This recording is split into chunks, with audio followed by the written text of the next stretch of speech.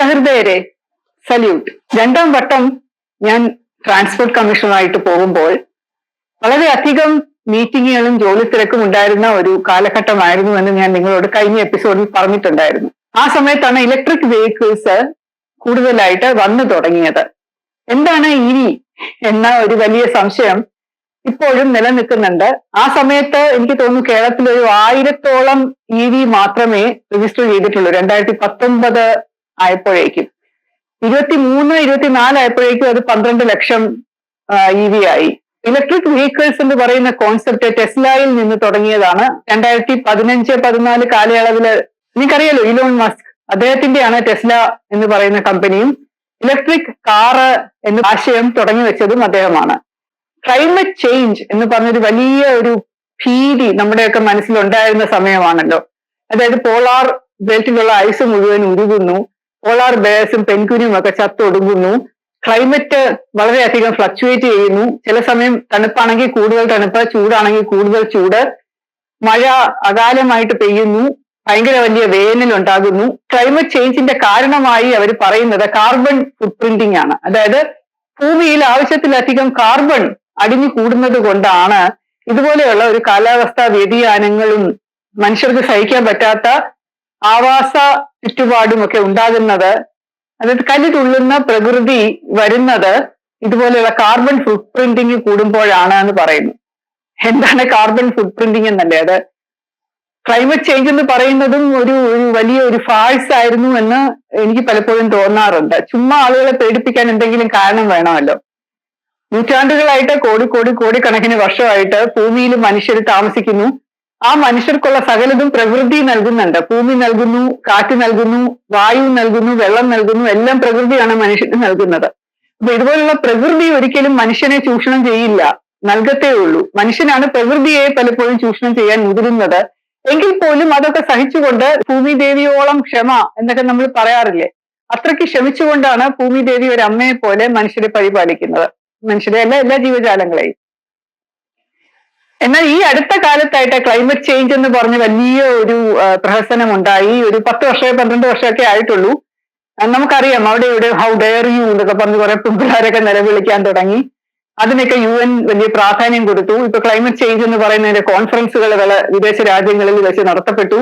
France ആണ് അതിൽ ഏറ്റവും മുഖ്യമായിട്ട് എല്ലാ വർഷവും ഈ ക്ലൈമറ്റ് ചേഞ്ച് എന്ന് പറഞ്ഞാൽ, ആദ്യം ഗ്ലോബൽ വാർമിംഗ് ആയിരുന്നു. ആ ഗ്ലോബൽ വാർമിംഗ് എന്നുള്ള പേര് തെറ്റാണെന്ന് കണ്ടുപിടിച്ചത് കൊണ്ടാണ് പിന്നെ ഒരു ക്ലൈമറ്റ് ചേഞ്ച് എന്നുള്ള പേര് അതിന് കൊടുത്തു തുടങ്ങിയത്. എന്തായാലും അതിങ്ങനെ ആ ഒരു പ്രഹസനം ഒരു വശത്തൂടെ നടക്കുമ്പോ പെട്രോൾ കൂടുതലായിട്ട് ഉപയോഗിക്കുന്നത് കൊണ്ടും അല്ലെങ്കിൽ പ്രകൃതിയിലുള്ള പെട്രോൾ തീരാൻ സാധ്യതയുള്ളത് കൊണ്ടും ഓയിൽ ആൻഡ് നാച്ചുറൽ ഗ്യാസ് എന്ന് പറയുന്നത് ഭൂമി തുറന്നാലാണ് കിട്ടുക. സമുദ്രത്തട്ടിൽ നിന്നൊക്കെ ഒരുപാട് കിട്ടും. കാരണം അവിടെയാണല്ലോ ഏറ്റവും കൂടുതൽ വലിയ ജീവികൾ ചത്ത് അടിയുന്ന സ്ഥലം. അപ്പൊ അതുകൊണ്ട് സമുദ്രത്തട്ടിൽ കുഴിച്ചു കഴിഞ്ഞാൽ ആവശ്യത്തിനുള്ള സാധനങ്ങൾ, എക്യുപ്മെന്റ്സ്, നമുക്ക് ടൂൾസ് ഒക്കെ ഉണ്ടെന്നുണ്ടെങ്കിൽ എവിടെ നിന്നാണെങ്കിലും ഓയിൽ കിട്ടും. യൂറോപ്പിലൊക്കെ ഇംഗ്ലണ്ടിലും ഒക്കെ ഫ്രാക്കിംഗ് എന്ന് പറയുന്ന ഒരു സാധനം നടക്കുന്നുണ്ട്. അതായത് പാറക്കെട്ടുകളൊക്കെ തുറന്ന് അതിനകത്തുനിന്ന് പെട്രോളിയം ഉൽപ്പന്നങ്ങൾ എടുക്കുന്നുണ്ട്. പെട്രോളും നാച്ചുറൽ ഗ്യാസും ഒക്കെ തീർന്നുകൊണ്ടിരിക്കുകയാണ്. അതിന്റെ കലവറ ഇല്ല, ഇനിയിപ്പോ വറ്റിക്കൊണ്ടിരിക്കുകയാണ് പ്രകൃതിയിൽ നിന്ന്. അപ്പൊ അതുകൊണ്ട് വാഹനങ്ങൾ ഓടാനായിട്ട് പെട്രോളും ഡീസലും കിട്ടാനില്ല. അതുകൊണ്ടാണ് അതിന്റെ വില ഇങ്ങനെ കൂടി വരുന്നത് എന്ന് പറഞ്ഞത് കൊണ്ടാണ്, ആ ഒരു എക്സ്ക്യൂസിന്റെ പുറത്താണ് അവരെ ഇലക്ട്രിക് വാഹനങ്ങൾ ആദ്യമായിട്ട് ഇറക്കിയത്. രണ്ടാമത്തെ കാരണം അവർ പറഞ്ഞത് ക്ലൈമറ്റ് ചേഞ്ച് ആണ്. അതായത് ഈ പെട്രോൾ ഇല്ലാത്ത ബാറ്ററി വെച്ച് ഉപയോഗിക്കുന്ന വാഹനങ്ങൾ കൂടുതൽ ഉണ്ടായാൽ അത് പ്രകൃതിയിൽ കാർബൺ എമിഷൻ കുറയ്ക്കും. കാരണം ഒരു പെട്രോളൊക്കെ കത്തുമ്പോഴുള്ള ഒരു കാർബൺ എമിഷൻ ഉണ്ടല്ലോ.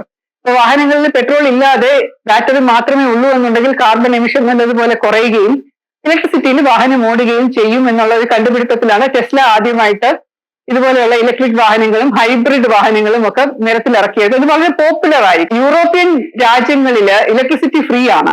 അവിടെ ന്യൂക്ലിയർ പവർ പ്ലാന്റുകൾ ഉണ്ടെന്നാണ് പറയുന്നത്. അതുകൊണ്ട് വർഷങ്ങളായിട്ട് ഇലക്ട്രിസിറ്റി ബില്ല് ഒരു ആൾക്കാർക്കും പോകാറില്ല. 2015 സെപ്റ്റംബറിൽ ഞാൻ UK ഒരു ഷീവനിങ് ഫെലോഷിപ്പ് കിട്ടി അവിടെ പോയപ്പോ നേരിട്ട് കണ്ടറിഞ്ഞ കാര്യങ്ങളാണ് ഇതൊക്കെ.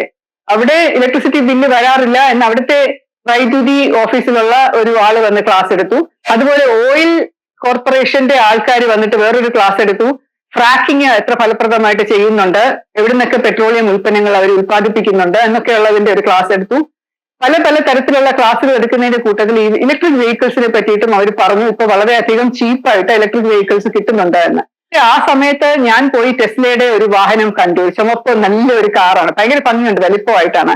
അതിന് എഞ്ചിൻ ഇല്ല, ഒന്നുമില്ല. അതിന് എഞ്ചിന് അതിന്റെ ആവശ്യമില്ലല്ലോ. ബാറ്ററി വെച്ചാവുമ്പം ഒരു വളരെ കമ്പസ്റ്റൻ എഞ്ചിൻ എന്ന് പറഞ്ഞാൽ അങ്ങനെയൊന്നും ഇല്ല. ഒരു ബാറ്ററിയിൽ വരുന്ന ഒരു ചാർജ് മാത്രമേ ഉള്ളൂ. പുറകില് ഡിക്കിയുടെ സ്ഥലത്തായിട്ട് വലിയ ഒരു ബാറ്ററി ഘടിപ്പിച്ചിട്ടുണ്ട്. അപ്പൊ അത് ചാർജ് ചെയ്തിട്ട് കഴിഞ്ഞാൽ അത് എത്രയും കിലോമീറ്റർ ഓടും എന്നൊക്കെയാണ് പറയുന്നത്. നല്ല സ്മൂത്ത് ആണ്, ശബ്ദം കേൾക്കില്ല, മെയിൻ്റനൻസ് വേണ്ടി വരില്ല, പെട്രോൾ മാസം ആഴ്ചയിൽ ഒരിക്കലും വാങ്ങിക്കേണ്ട. അപ്പൊ അങ്ങനെയുള്ള ഒരുപാട് ഗുണങ്ങൾ പറഞ്ഞ് അവര് ടെസ്ല വാഹനം പ്രദർശിപ്പിച്ച സമയത്ത് ഞാൻ കണ്ട ഒരു കാര്യം എന്താന്ന് വെച്ചാൽ സാധാരണ വാഹനം വാങ്ങിക്കുന്നതിനേക്കാളും ഇരട്ടി വിലയോളം ടെസ്ലയുടെ ഇലക്ട്രിക് വെഹിക്കിളിന് കൊടുക്കണം. അപ്പൊ ആ EV വളരെ എക്സ്പെൻസീവ് ആയിരുന്നു ആ സമയം, ഇറങ്ങിയ സമയം. ഇപ്പൊ അത് കുറച്ചും കൂടെ ചീപ്പായിട്ടുണ്ടെന്ന് തോന്നുന്നു. ഞാൻ ട്രാൻസ്പോർട്ട് കമ്മീഷണറുടെ 2ാം തവണ പോകുമ്പോഴാണ് കേന്ദ്ര സർക്കാരിൽ നിന്ന് ഒരു ഉത്തരവ് വരുന്നത് EV പോപ്പുലറൈസ് ചെയ്യാൻ വേണ്ടിയിട്ട് എല്ലാ സർക്കാർ ഓഫീസുകളും പെട്രോളും ഡീസലും കാറുകൾക്ക് പകരം ഇനി EV കാറുകൾ വാങ്ങണമെന്നും കൂടാതെ അതിനുള്ള ടാക്സ് പൂർണ്ണമായി ഇല്ല എന്നുള്ള അതായത് നമ്മൾ രജിസ്റ്റർ ചെയ്യുമ്പോൾ പൂർണ്ണമായിട്ട് ടാക്സ് ഒഴിവാക്കി കൊടുത്തുകൊണ്ടുള്ള ഒരു ഗ്രീൻ സർട്ടിഫിക്കറ്റ് ആണ് അതിന് കിട്ടുന്നത്. അതുകൊണ്ട് ഇലക്ട്രിക് വാഹനങ്ങൾ വാങ്ങിച്ചു കഴിഞ്ഞാൽ ടാക്സ് അടയ്ക്കേണ്ട എന്നുള്ള ഒരു ഓർഡർ സെൻട്രൽ ഗവൺമെന്റിൽ നിന്ന് വന്നു. അപ്പൊ ഭയങ്കരമായിട്ട് ഇലക്ട്രിക് വാഹനങ്ങളുടെ ഒരു ഡിമാൻഡ് കൂടി. ഒരു വിധത്തിൽ നോക്കിയാൽ ഈ പറയുന്നതൊക്കെ ശരിയാണ്, കാർബൺ എമിഷൻ കുറയും, ഇടയ്ക്കിടയ്ക്ക് പോയി പെട്രോളും ഡീസലും ഭയങ്കര വില കൂടിയിരിക്കുന്നത് കൊണ്ട് അത് അടിക്കേണ്ട കാര്യമില്ല, ഒരു ചാർജില് 300 കിലോമീറ്ററോളം ഓടും, അതിന് വേറെ മെയിൻ്റനൻസ് ചെലവുകളോ അങ്ങനെയൊന്നുമില്ല, വാങ്ങിച്ചു വെച്ച് കഴിഞ്ഞാൽ പിന്നെ ഒരു മെയിൻ്റനൻസും ഇല്ല, ഒരു 10 വർഷത്തേക്ക് വേറെ ഒരു പ്രശ്നവും ഉണ്ടാവില്ല, ബാറ്ററി മാത്രം ഇടയ്ക്കൊന്ന് 3-4 വർഷം കൂടുമ്പോൾ മാറ്റിയാൽ മതി എന്നൊക്കെയുള്ള ഒരുപാട് ഗുണങ്ങളാണ് അവർ പറയുന്നത്. അതൊക്കെ സത്യമായിരിക്കും, പോട്ടെ. പക്ഷേ ഇന്ത്യയില് അത്രയധികം ഇലക്ട്രിസിറ്റി ഉണ്ടോ വാഹനങ്ങൾക്ക് ചാർജ് വലിച്ചെടുക്കാൻ വേണ്ടി? പ്രൈവറ്റ് ആയിട്ട് വൈദ്യുതി കൊടുക്കുന്ന സംസ്ഥാനങ്ങളിൽ, അതായത് ഇപ്പോ ടാറ്റ, അദാനി എന്നൊക്കെ പറയുന്ന കുറെ കമ്പനികള് വൈദ്യുതി ഉൽപ്പാദിപ്പിക്കുന്നുണ്ട്. അതിന് യൂണിറ്റിന് 2 രൂപ 3 രൂപ ഒക്കെ വെച്ചുള്ള നിരക്കിലാണ് അവർ ഉൽപ്പാദിപ്പിക്കുന്നത്. ആ വൈദ്യുതി നമ്മൾ കേരളത്തിലും വാങ്ങിക്കുന്നുണ്ട്. ഡൽഹിയിലെ വൈദ്യുതി ഫ്രീ ആണ്, 6-7 വർഷമായിട്ട് വൈദ്യുതി ടോട്ടലി ഫ്രീ ആണ്. ഇലക്ട്രിക് വെഹിക്കിൾസ് വാങ്ങിക്കുന്നതിന് ടോട്ടലി ടാക്സ് ഫ്രീ ആണ്. രണ്ടാമത്തെ കാര്യം, ഇലക്ട്രിക് വെഹിക്കിള് ചാർജ് ചെയ്യാനുള്ള ചാർജിങ് പോയിന്റ് ഫ്രീ ആയിട്ട് പല സ്ഥലങ്ങളിൽ കൊടുത്തിട്ടുണ്ട്. അപ്പൊ അവർക്ക് എവിടെ വേണമെങ്കിലും കുത്തിയിട്ട് ചാർജ് ചെയ്യാം. സ്വന്തം വീട്ടിൽ തന്നെ പ്ലഗിൽ ചാർജ് ചെയ്ത് കുത്തിയിട്ടാലും ഇലക്ട്രിസിറ്റി ബില്ലില്ലല്ലോ, അപ്പൊ അതിന്റെ ഒരു ലാഭമാണ്. അപ്പൊ അതുകൊണ്ട് കേരളത്തിലെ ഈ EV വന്നപ്പോ എന്റെ ആദ്യത്തെ ചോദ്യം ഇതായിരുന്നു, EV നല്ല ഐഡിയ തന്നെ, പക്ഷെ എങ്ങനെയാണ് അത് ചാർജ് ചെയ്യുക എന്നുള്ളത്. അന്ന് മോട്ടോർ വാഹന വകുപ്പിലെ എല്ലാ ഓഫീസേഴ്സും EV എന്ന് പറഞ്ഞുകൊണ്ട് ഭയങ്കര പോസിറ്റീവായിട്ട് സംസാരിച്ചിരുന്ന ആൾക്കാരാണ്. അപ്പൊ എന്റെ ജോയിന്റ് ട്രാൻസ്പോർട്ട് കമ്മീഷണർ പറഞ്ഞത്, മാഡം അത് വളരെ എളുപ്പമല്ലേ, നമ്മൾ എന്നും വൈകിട്ട് വന്നു കഴിഞ്ഞിട്ട് ഓഫീസിൽ ഒരു പ്ലഗിലങ്ങ് കുത്തിയിട്ടാൽ മതിയല്ലോ, രാത്രി കൊണ്ടത് ചാർജ് ചെയ്യും, പിറ്റേ ദിവസം രാവിലെ അത് ഓടിച്ചുകൊണ്ട് പോവുകയും ചെയ്യാമല്ലോ എന്നുള്ള മട്ടിൽ പറഞ്ഞു. പക്ഷെ എന്നാലും അതും വൈദ്യുതി ബില്ല് വരുന്ന കാര്യമല്ലേ. അപ്പൊ വൈദ്യുതി നമുക്ക് ഇഷ്ടം പോലെ ഉണ്ടെന്നുണ്ടെങ്കിൽ നമുക്ക് കുഴപ്പമില്ല, ഇഷ്ടം പോലെ, അതായത് ലാവിഷായിട്ട് സർപ്ലസ് വൈദ്യുതി ഉള്ള ഒരു സംസ്ഥാനമാണെങ്കിൽ ഇലക്ട്രിക് വെഹിക്കിൾസ് ഫീസിബിൾ ആയേക്കാം. പക്ഷെ വൈദ്യുതിക്ക് തന്നെ ഇത്രയധികം ചാർജ് നമ്മൾ കൊടുക്കുമ്പോൾ നമ്മുടെ മാസാമാസം വൈദ്യുതി ബില്ല് തന്നെ ഭീമമായ തുക വരുമ്പോൾ ഇലക്ട്രിക് വെഹിക്കിളും കൂടെ കുത്തിയിട്ട എന്തുമാത്രം ആയിരിക്കുമെന്ന് ഓർത്തിട്ടുണ്ടോ എന്ന് ഞാൻ ചോദിച്ചപ്പോൾ പറഞ്ഞു, അതിനൊരു പരിഹാരമുള്ളത് സോളാർ വെച്ചാൽ മതി. നമ്മളൊരു 5 kVA സോളാർ വെച്ച് കഴിഞ്ഞാൽ വളരെ ഈസി ആയിട്ട് ബാറ്ററിയും ചാർജ് ചെയ്യാം, ബില്ല് വലുതായിട്ട് കൂടുകയില്ല എന്ന് പറഞ്ഞു. അപ്പൊ അങ്ങനെ 2 പക്ഷികളെയാണ് ഒരു വെടിക്ക് അവരെ എയ്യാൻ ശ്രമിച്ചത്. അതായത് ഇലക്ട്രിക് വാഹനങ്ങൾ വാങ്ങാനായിട്ട് പ്രോത്സാഹിപ്പിക്കുന്നു. അതിന്റെ ഉദ്ദേശം എന്ന് പറയുന്നത് പെട്രോളും ഡീസലും ഉപഭോഗം കുറയുക എന്നുള്ളതും കാർബൺ എമിഷൻ കുറയ്ക്കുക എന്നുള്ളതും എൻവയോൺമെന്റിനെ പ്രൊട്ടക്ട് ചെയ്യുക എന്നുള്ളതുമാണ്. രണ്ടാമത്തെ കാര്യം പറയുന്നത്, ചാർജ് ചെയ്തിടാനായിട്ട് വൈദ്യുതി നിങ്ങൾക്ക് കിട്ടിയില്ല എന്നുണ്ടെങ്കിൽ സോളാർ പാനൽ വെച്ച് വൈദ്യുതി ഉൽപ്പാദിപ്പിച്ചോളൂ എന്ന്. അന്ന് വേറൊരു ആശയം അവര് കൊണ്ടുവന്നത്, എല്ലാ സർക്കാർ ഓഫീസുകളിലും കളക്ടറേറ്റിലും പിന്നെ KSEB എല്ലാ KSRTC ബസ് സ്റ്റാൻഡുകളിലും പ്രധാനപ്പെട്ട ജംഗ്ഷനിലും ഒക്കെ ഒരു വൈദ്യുതി മീറ്റർ കൊണ്ടുപോയി സ്ഥാപിക്കും. എന്നിട്ട് അതിനകത്ത് ഫ്രീ ആയിട്ട് കുത്തി വാഹനങ്ങൾ ഇട്ട് കഴിഞ്ഞാൽ അത് ചാർജ് ആയിക്കോളുമെന്ന്. നമ്മൾ എയർപോർട്ടിലും ഒക്കെ പോകുമ്പോൾ ചിലപ്പോൾ റെയിൽവേ സ്റ്റേഷനിലൊക്കെ പോകുമ്പോൾ ട്രെയിനുകളിലും ഒക്കെ ഫോൺ ചാർജ് ചെയ്യാനായിട്ട് നമ്മൾ കുത്തിയിടാൻ ഒരു പ്ലഗ് പോയിന്റ് കാണില്ലേ, അപ്പൊ അതിനകത്ത് കുത്തിയിട്ട് കഴിഞ്ഞാൽ ചാർജ് കയറുമല്ലോ. അപ്പൊ അതുപോലെയുള്ള ചാർജിങ് കിയോസ്കുകൾ പലയിടത്തായിട്ട് കാണും. അപ്പൊ അതിനകത്ത് ആൾക്കാർക്ക് കുത്തിയിട്ട് അത് ചെയ്താൽ മതി എന്നുള്ള ഒരു മറ്റൊരു പറഞ്ഞിരുന്നു. മോട്ടോർ വാഹന വകുപ്പ് ഒരു എൻഫോഴ്സ്മെന്റ് വിങ് ഉണ്ടാക്കിയെടുത്ത ഒരു വലിയ സമയം കൂടെയായിരുന്നു അത്. അതായത് സ്വന്തമായിട്ട് ഒരു എൻഫോഴ്സ്മെന്റ് വിങ് എന്ന് പറഞ്ഞ് 400 പോസ്റ്റ് അഡീഷണൽ ആയിട്ട് സാങ്ഷൻ ചെയ്തിട്ട് വളരെയധികം ആൾക്കാരെ റിക്രൂട്ട് ചെയ്ത് എൻഫോഴ്സ്മെന്റ് എന്ന് പറയുന്നത് ഒരു മങ്ങി കിടക്കുന്ന ഒരു അവസ്ഥയായിരുന്നു പണ്ട് motor vehicle department. Traffic police മാത്രമാണ് എൻഫോഴ്സ്മെന്റ് ചെയ്തിരുന്നത്. സ്ഥലങ്ങളിൽ എൻഫോഴ്സ്മെന്റ് ഓഫീസേഴ്സ് 1-2 പേരുണ്ടായിരുന്നു. പക്ഷെ അതിന് പകരം എൻഫോഴ്സ്മെന്റ് കുറച്ചും കൂടെ ശക്തമാക്കി ഒരു വലിയ കൺട്രോൾ റൂമും എല്ലാ വാഹനങ്ങളും EV ആക്കാനായിട്ട്, എൻഫോഴ്സ്മെന്റിന്റെ കീഴിലുള്ള എല്ലാ വാഹനങ്ങളും EV ആക്കാനായിട്ടുള്ള ഒരു പ്രപ്പോസലും, അങ്ങനെ ഒരു കോടിക്കണക്കിന് രൂപയുടെ ഒരു പ്രപ്പോസൽ സർക്കാരിൽ നിന്ന് സാങ്ഷൻ ചെയ്ത് വന്നിരിക്കുന്ന ഒരു സമയമാണ്. എല്ലാ ഓഫീസേഴ്സിനും ട്രെയിനിങ് ഒക്കെ കൊടുത്തു. അവർക്ക് എല്ലാവർക്കും ലാപ്ടോപ്പോ അല്ലെങ്കിൽ ഐപാഡോ ഒക്കെ കൊടുക്കാനുള്ള സംവിധാനം നടത്തുന്നു. മോട്ടോർ വെഹിക്കിൾ ആക്ട് പുതുക്കിയപ്പം വയലേഷൻസിന്, അതൊരു അശ്രദ്ധയോടുകൂടി വാഹനം ഓടിക്കുന്നത് കൊണ്ട് നിയമം ശരിക്കും അനുസരിക്കാത്തവർക്കൊക്കെയുള്ള ഫീസും ഫൈനും ഒക്കെ ഒരുപാട് കൂടിയല്ലോ. ഓവർലോഡിനുള്ള ഭയങ്കരമായിട്ട് കൂടി. അപ്പൊ അങ്ങനെ കൂടിയിരിക്കുന്ന സമയത്താണ് മോട്ടോർ വെഹിക്കിളിന്റെ എൻഫോഴ്സ്മെന്റ് കുറച്ചുകൂടെ ശക്തപ്പെടുത്തണം, കൂടുതൽ ഇപ്പൊ സംസ്ഥാന സർക്കാരിന് പൈസ കിട്ടുമല്ലോ എന്നുള്ള രീതിയിലാണ് അങ്ങനെ അതിന് വേണ്ടിയിട്ടുള്ള ഒരുപാട് പൈസ മുടക്കാനായിട്ട് തയ്യാറായിട്ട് വന്നു. അങ്ങനെ എനിക്ക് തോന്നുന്നു ഭയങ്കര എമൗണ്ട് ആയിരുന്നു അത്, 50 കോടിയോ മറ്റോ ഉള്ള ഒരു പ്രപ്പോസൽ ആയിരുന്നു സബ്മിറ്റ് ചെയ്തത്. ഘട്ടം ഘട്ടമായിട്ട് അത് നടപ്പിലാക്കാനുള്ള കാര്യമായിരുന്നു. ഡിപ്പാർട്ട്മെന്റിന്റെ തന്നെ കീഴിലുള്ള എൻഫോഴ്സ്മെന്റ് വിങ് ആയിരുന്നു അത്. അതിൽ ഓൾറെഡി ഞാനിവിടെ പോകുമ്പോൾ ഉണ്ടായിരുന്നു 30 EV വാങ്ങിക്കണം എന്നുള്ളത്. അപ്പൊ ഏത് EV ആയിരിക്കണം എന്നുള്ളതിനെ കുറിച്ച് മാത്രമേ ഡിസ്കഷൻ വേണ്ടി വന്നുള്ളൂ. അവസാനം എനിക്ക് തോന്നുന്നു ടാറ്റയുടെ നെക്സോൺ വാങ്ങിച്ചു എന്നാണ് തോന്നുന്നത്. അപ്പൊ അതിന്റെ പേരിൽ അവർ പറഞ്ഞു അത് ചാർജ് ചെയ്യാനായിട്ട് വലിയ പ്രയാസമൊന്നുമില്ല, നമുക്ക് ഓഫീസിൽ തന്നെ വന്നത് അതത് ഓഫീസുകളിലെ ഇലക്ട്രിക് പോയിന്റിൽ കുത്തിയിട്ടാൽ മതിയല്ലോ, ദിവസം മുഴുവൻ അത് ഓടിക്കാം, ഒരു 300 കിലോമീറ്ററോളം ഓടിക്കാൻ സാധിക്കും എന്നൊക്കെ പറഞ്ഞു. ഞാൻ പറഞ്ഞല്ലോ കുറച്ച് നാൾ ഞാൻ അവിടെ ഉണ്ടായിരുന്നുള്ളൂ, 8 മാസം ഉണ്ടായിരുന്നുള്ളൂ. പോയി കഴിഞ്ഞിട്ടുള്ള സമയത്താണ് EV എല്ലാം കൂടെ ഇനോഗ്രേഷൻ നടത്തിയതുമൊക്കെ. അപ്പൊ അതിനുശേഷം ഞാൻ പലവട്ടം ചോദിക്കുകയുണ്ടായി എന്തായി നിങ്ങളുടെ EV എന്ന്. അപ്പൊ അത് നടക്കുന്നുണ്ടെന്ന് തോന്നുന്നു. പക്ഷെ ഇപ്പോഴുള്ള ഒരു സാഹചര്യം എന്ന് പറയുന്നത് പല ഡിപ്പാർട്ട്മെന്റുകളും ഇലക്ട്രിക് വെഹിക്കിൾ വാങ്ങിച്ചു. സെക്രട്ടേറിയറ്റിൽ തന്നെ ഒരുപാട് വകുപ്പുകൾ ഇലക്ട്രിക് വെഹിക്കിൾസ് വാങ്ങിച്ചിട്ട് സെക്രട്ടേറിയറ്റിലുള്ള പ്ലഗ് പോയിന്റുകളിലെല്ലാം സ്വിച്ച് ഇട്ട് രാത്രി മുഴുവൻ അത് ഇട്ടേക്കും എന്നാണ് കേട്ടത്. അപ്പൊ അവിടുത്തെ വൈദ്യുതി ബില്ല് ഒരുപാട് കൂടിയിട്ടുണ്ട്. എല്ലാ സർക്കാർ ഓഫീസുകളിലെയും വൈദ്യുതി ബില്ല് ഭയങ്കരമായിട്ട് ക്രമാതീതമായിട്ട് വർദ്ധിച്ചത് ഈ EV വന്നതിന് ശേഷമാണ് എന്ന് ഞാൻ പറയുന്നത് തെറ്റുണ്ടോ എന്ന് എനിക്കറിയില്ല. നിങ്ങൾ തെറ്റുപറ്റിയിട്ടുണ്ടെങ്കിൽ നിങ്ങൾ തിരുത്തൂ. കാരണം ഇന്ന് പത്രത്തിൽ ഞാൻ വായിച്ചതാണ് 30 ലക്ഷം രൂപയാണ് സെക്രട്ടേറിയറ്റിലെ വൈദ്യുതി ബില്ലെന്ന്. അത് ട്രാൻസ്പോർട്ട് കമ്മീഷണറായിട്ടുള്ള ഒരു ഓഫീസ് ഉണ്ടല്ലോ, വൈദ്യക്കാട് ട്രാൻസ്പോർട്ട് കമ്മീഷണറേറ്റ് എന്ന് പറയുന്ന ഓഫീസ്. അവിടെ TCയുടെ ട്രാൻസ്പോർട്ട് കമ്മീഷണറുടെ ഓഫീസ് എന്ന് പറഞ്ഞാൽ 3 നിലയിലേ ഉള്ളൂ. ബാക്കി നിലകളിലെല്ലാം വേറെ വാടകയ്ക്കൊക്കെ കൊടുത്തിരിക്കുകയാണ്. ഈ 3 നിലകളിലും കൂടെ മാത്രം വരുന്ന വൈദ്യുതി ബില്ല് 2 ലക്ഷം 3 ലക്ഷം രൂപ വരും ഒരു മാസം. അപ്പൊ അത് ഭയങ്കര വൈദ്യുതി ബില്ലായിരുന്നു അന്ന് തന്നെ. അപ്പൊ ഇപ്പൊ എത്രമാത്രം കൂടിയിട്ടുണ്ടെന്ന് എനിക്കറിയില്ല. സെൻട്രലൈസ്ഡ് AC ഉണ്ട് അവിടെ, അപ്പൊ അതിന്റെ കൂടെ വൈദ്യുതി ബില്ലായിരുന്നു അന്ന് അങ്ങനെ വന്നിരുന്നത്. കേരളത്തില് വൈദ്യുതി ഇല്ല, കിട്ടാനില്ല. അതിന് ടാരിഫ്, ഇടയ്ക്കിടയ്ക്ക് പവർ കട്ട്, അങ്ങനെ വോൾട്ടേജ് ഫ്ലക്ച്വേഷൻസ്, അങ്ങനെ ഇരിക്കുന്ന ഒരു സാഹചര്യത്തിൽ ഇലക്ട്രിക് വെഹിക്കിള് ചാർജ് ചെയ്യാനായിട്ട് പലപ്പോഴും ഉപയോഗിക്കുന്നത് ജനറേറ്ററുകളാണ്. ജനറേറ്ററുകൾ എങ്ങനെ ജോലി ചെയ്യുന്നത്? അതിനുവേണ്ടി ഡീസലും പെട്രോളും ഒഴിക്കണം. ജനറേറ്റർ വർക്ക് ചെയ്യാൻ വേണ്ടിയിട്ട് ഡീസലും പെട്രോളും ഒഴിച്ച് ജനറേറ്റർ കത്തിച്ചിട്ട് അതിൽ നിന്നുള്ള ഇലക്ട്രിസിറ്റി പോയിന്റിൽ കുത്തിയിട്ടിട്ടാണ് EV ഇലക്ട്രിക് വെഹിക്കിൾസ് ചാർജ് ചെയ്യുന്നത്. നിങ്ങൾ ആലോചിച്ച് നോക്കൂ, ഫ്യൂവലും ഡീസലും പെട്രോളും ഒക്കെ സേവ് ചെയ്യാൻ പറ്റുമോ അതിനകത്തുനിന്ന്? പ്രയാസമാണ്. അപ്പൊ EV എന്ന് പറഞ്ഞ് വന്നിട്ടുണ്ടത് പല കാരണങ്ങൾ കൊണ്ടാണ് എന്ന് എനിക്ക് സംശയമുണ്ട്. അതിന് ചിലപ്പോൾ നന്മയൊക്കെ കാണുമായിരിക്കും, ഓടിച്ചു നോക്കിയിട്ടുള്ളവരെ അറിയുള്ളൂ.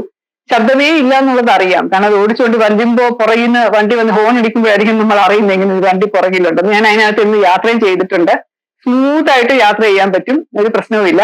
പക്ഷേ അതിന്റെ കപ്പാസിറ്റി എന്ന് പറയുന്നത് 280 കിലോമീറ്റർ പെർ ഫുൾ ചാർജ് ആണ് എന്നുണ്ടെങ്കിൽ അത് 200 ആവുന്നതിന് മുമ്പ് വഴിയിൽ വെച്ച് നിന്നു പോകുന്ന സാഹചര്യം ഉണ്ടായിട്ടുണ്ട്. അത് ഫുൾ ചാർജില് നമ്മൾ വിചാരിക്കും ഓക്കെ 200 കിലോമീറ്റർ അല്ലേ പോയുള്ളൂ, കുറച്ചുകൂടെ 280 വരെ ഉണ്ടല്ലോ എന്ന് പറഞ്ഞ് പോകാൻ നോക്കിയാൽ അതിന് മുമ്പേ തന്നെ റോഡിൽ അങ്ങ് നിൽക്കും. അപ്പൊ റോഡിൽ നിന്ന് പോയി കഴിഞ്ഞാൽ എന്താ, നമുക്ക് ഒന്നും ചെയ്യാൻ പറ്റില്ല. അത് ബാറ്ററി പോയി കഴിഞ്ഞാൽ പിന്നെ ഒന്നും ചെയ്യാൻ പറ്റില്ല. ബാറ്ററി സ്പെയർ ബാറ്ററി കൂടെ നടക്കാനും അത് ഘടിപ്പിക്കാനും ഒക്കെയുള്ള വിജ്ഞാനം ഓടിക്കുന്ന ഡ്രൈവർമാർക്കുണ്ടോന്നും അറിയില്ല. അപ്പൊ അതുകൊണ്ട് ക്രെയിൻ വരുത്തി അത് വലിച്ചുകൊണ്ട് പൊക്കിക്കൊണ്ടുപോയി നമ്മുടെ വീട്ടിൽ കൊണ്ടിടുകയോ അല്ലെങ്കിൽ ഏതെങ്കിലും ചാർജിങ് സ്റ്റേഷൻ മുമ്പിൽ കൊണ്ടിടുകയും ചെയ്യണം.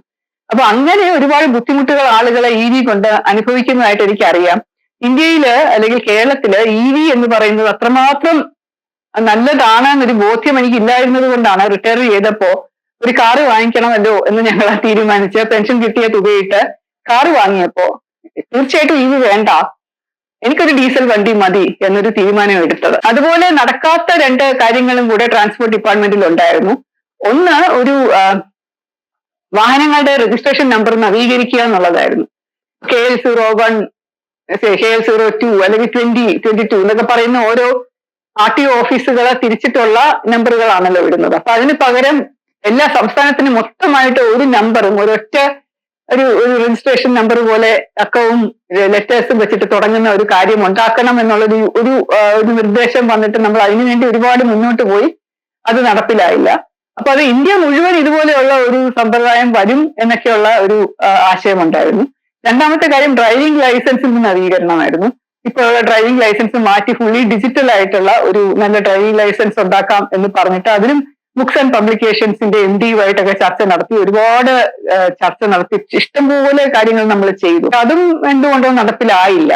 വേറൊരു കാര്യം ഞാൻ കഴിഞ്ഞ പ്രാവശ്യം പറഞ്ഞിരുന്നത്, ഒരുപാട് ജോലി ഊരാളുങ്കൽ സൊസൈറ്റി ചെയ്തിരുന്നു എന്നുള്ളത്. ഓവർലോഡ് എന്ന് പറഞ്ഞ് വണ്ടികൾ പിടിക്കുമ്പോ, ചെക്ക് പോസ്റ്റുകളിൽ വാഹനം തടഞ്ഞ് പരിശോധിക്കുമ്പോ, ഒരുപാട് വാഹന വയലേഷൻസ് കാണുമ്പോൾ നമ്മൾ വലിയ വാഹനങ്ങൾ തടയുമ്പോൾ പെട്ടെന്ന് എവിടെന്നെങ്കിലും ഒരു വിളി വരും. എന്നിട്ട് പറയും അത് ഊരാളുങ്കൽ കോപ്പറേറ്റീവ് സൊസൈറ്റിക്ക് വേണ്ടി ഓടുന്ന വാഹനമാണ്, അപ്പൊ അതിനകത്ത് നമ്മൾ ഫൈൻ അടയ്ക്കാൻ പറയാൻ പാടില്ല, അതിനെ ഞാൻ വിട്ടുകൊടുത്തേക്കാണ്. പലപ്പോഴും അത് ഊരാളുങ്കലിന് അത്രയധികം വാഹനങ്ങളില്ല, അപ്പൊ അതുകൊണ്ട് അവർ ഹയർ ചെയ്യും. അവർ ഹയർ ചെയ്യുന്ന ലോറികളിലും മറ്റു വാഹനങ്ങളിലും പെട്ടി ലോറികളിലും ഒക്കെ ആയിട്ടാണ് അവര് സാധനങ്ങൾ അങ്ങോട്ടും ഇങ്ങോട്ടും കൊണ്ടുപോകുന്നത്. അവസാനം അവര് ചെയ്ത ഒരു മാർഗം നമുക്കറിയില്ലല്ലോ, പിടിക്കുന്ന ഓഫീസേഴ്സിന് അറിയില്ല. ഓവർലോഡ് കാണുമ്പോൾ അവർ പിടിക്കും, അവരതിനകത്ത് ഫൈൻ അടയ്ക്കാൻ പറയും. പക്ഷെ അത് ഊരാളുങ്കലായതുകൊണ്ട് ഫൈൻ അടയ്ക്കാൻ പാടില്ല എന്നൊരു നിർദ്ദേശം എഴുതിയല്ല, ഒരു അനൌദ്യോഗിക നിർദ്ദേശമാണ് കിട്ടിയിരുന്നത്. പലപ്പോഴും എന്നെയൊക്കെ വിളിച്ച് പറയും, മന്ത്രി തന്നെ വിളിച്ച് പറയും, ആ വണ്ടി വിട്ടുകൊടുക്കണം, അത് ഊരാളുങ്കലിന് വേണ്ടി ഓടുന്നതാണ്. അതിന് അവസാനം അവർ തന്നെ ഒരു വഴി കണ്ടുപിടിച്ചു. ഓൺ ULCC ഡ്യൂട്ടി നമ്മൾ ടൈപ്പ് PWD ഡ്യൂട്ടി അല്ലെങ്കിൽ വാട്ടർ അതോറിറ്റി ഡ്യൂട്ടി സർക്കാരിന് വേണ്ടി ഓടുമ്പോൾ ഒരു ബോർഡ് വെച്ചുകൊണ്ട് പോകുമല്ലോ. ചിലപ്പോൾ ചില പ്രൈവറ്റ് വെഹിക്കിൾസ് CBIയും പോലീസും ഹയർ ചെയ്യുമ്പോൾ അവര് താൽക്കാലികമായിട്ട് ഈ പോലീസ് അല്ലെങ്കിൽ CBI ഓൺ ഡ്യൂട്ടി എന്നൊക്കെ പറഞ്ഞ് എഴുതി വെക്കും. അപ്പൊ എഴുതി വെക്കുന്നത് കൊണ്ട് എന്താണ്, ഈ പോലീസ് പിടിച്ച് തടഞ്ഞു നിൽക്കരുതെന്ന്. ചിലപ്പോൾ ഹോസ്പിറ്റലൊക്കെ പോകുമ്പോൾ പോലീസ് തടയാൻ പാടില്ല എന്നുള്ളത് കൊണ്ടാണ് അവരിങ്ങനെ ആ ബോർഡ് വെച്ച് പോകുന്നത്. പക്ഷെ അത് ഗവൺമെന്റ് വണ്ടികൾക്ക് ഡിപ്പാർട്ട്മെന്റിന് വേണ്ടി ഓടുന്ന പ്രൈവറ്റ് വാഹനങ്ങളായതുകൊണ്ടാണ് അങ്ങനെ ബോർഡ് വെക്കുന്നത്. അപ്പൊ അതുകൊണ്ട് അത് കുഴപ്പമില്ല എന്ന് പറഞ്ഞുകൊണ്ട് അത് നമ്മൾ ചെക്ക് ചെയ്യാതെ മോട്ടോർ വെഹിക്കിൾ ഡിപ്പാർട്ട്മെന്റും പോലീസുകാരും അത് ചെക്ക് ചെയ്യാതെ വിടും, പൊക്കോ എന്ന് പറയും. പക്ഷേ ഊരാളുങ്കൽ കോപ്പറേറ്റീവ് സൊസൈറ്റി എന്ന് പറഞ്ഞ പ്രൈവറ്റ് സൊസൈറ്റിക്ക് വേണ്ടി ഇങ്ങനെ ബോർഡ് വെച്ചുകൊണ്ട് പോകുന്ന ഒരു വാഹനങ്ങളും പോലീസും മോട്ടോർ വെഹിക്കിൾ അതോറിറ്റിയുടെ എൻഫോഴ്സ്മെന്റ് വിങ്ങും ചെക്ക് ചെയ്യാനും പാടില്ല, നോക്കാനും പാടില്ല, അത് തടയാനും പാടില്ല എന്നൊക്കെയുള്ള ഒരു ഓർഡർ അത് നിലനിന്നിരുന്നത് ആ സമയത്ത് വളരെ വിചിത്രമായിട്ട് തോന്നിയിരുന്നു. അപ്പൊ അതൊക്കെ കൊണ്ടാണ് ഞാൻ പറയുന്നത്, ഈ പല കാര്യങ്ങളിലും സർക്കാർ എടുക്കുന്ന തീരുമാനങ്ങൾ അത് വൺ സൈഡഡ് ആണ്.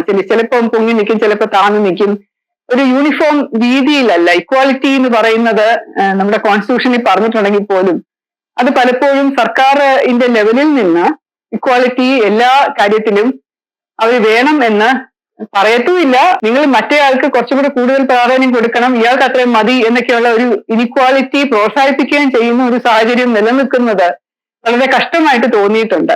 എന്തായാലും അധികം നാൾ എനിക്ക് അവിടെ ഇരിക്കേണ്ടി വന്നിട്ടില്ല എന്നുള്ളത് ചാരിതാർത്ഥ്യമാണ്.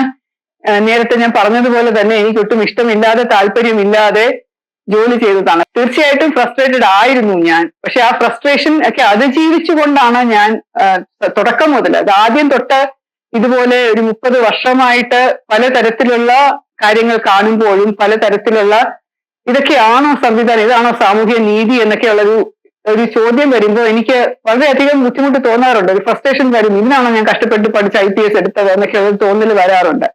പക്ഷെ അതിനെയൊക്കെ അതിജീവിച്ചുകൊണ്ട് അതൊരു ചലഞ്ചായിട്ട് കണ്ടുകൊണ്ട് അതിനെ ഓവർകം ചെയ്തുകൊണ്ട് സമാധാനവും സന്തോഷവും വീണ്ടും സേവന തൽപരത കാണിക്കാനും മുതിർന്ന ഒരു വ്യക്തിയായിരുന്നു ഞാൻ എപ്പോഴും.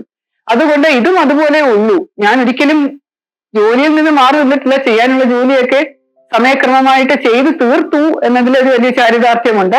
പക്ഷെ അത് താല്പര്യമില്ലാതിരുന്ന പോസ്റ്റ്, താല്പര്യമില്ലാതിരുന്ന ഒരു ജോലി ആയാൽ പോലും കഴിയുന്നതിന് പരമാവധി ചെയ്യാനായിട്ട് ശ്രമിച്ചിട്ടേ ഉള്ളൂ എപ്പോഴും. ട്രാൻസ്പോർട്ടിലെ 2ാം വട്ടം ഇരുന്നപ്പോഴും അങ്ങനെ തന്നെയാണ് ചെയ്തത്. അവിടെ നിന്നും വീണ്ടും ഒരു ട്രാൻസ്ഫർ വന്നത് എനിക്ക് സന്തോഷമായിരുന്നു. ആക്ച്വലി അതിനെക്കുറിച്ച് ഞാൻ പറയാം. സസ്നേഹം, ശ്രീലേഖ.